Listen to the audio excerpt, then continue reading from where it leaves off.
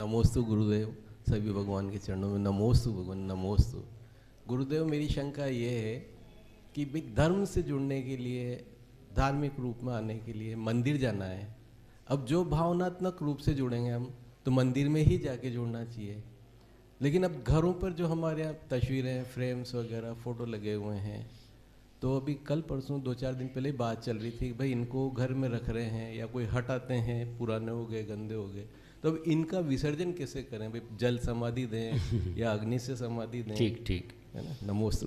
देखो ऐसा है कि ये चित्र आदि जो हम लगाते हैं सिर्फ इसलिए लगाते हैं कि हमारी स्मृति ताज़ा होती रहे, देखकर हम उनका वास्तविक स्वरूप को स्मरण कर सकें। ये बात ठीक है, पौधे लिखें और कितने दिन चलेंगे, साल भर, 2 साल, 3 साल, फिर नए नए आएंगे तो पुराने तो होंगे ही होंगे।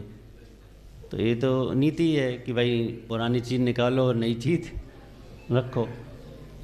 तो आगम में इन चीज़ों का विसर्जन ही कहा है और कुछ नहीं कहा, और मुख्य रूप से जल विसर्जन का ही प्रकरण आगम में आता है, तो वो करना चाहिए।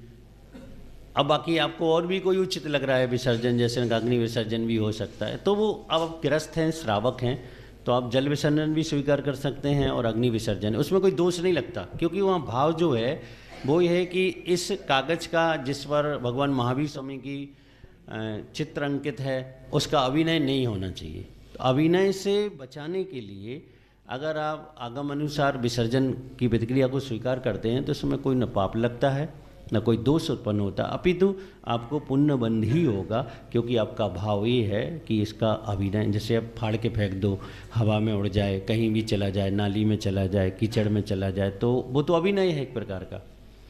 तो उससे बचाने के लिए जो विसर्जन विधि दी है आगम में, तो उसमें कोई दोष आदि नहीं लगते, और यही विधि आगम में आई है। नमोस्तु भगवान।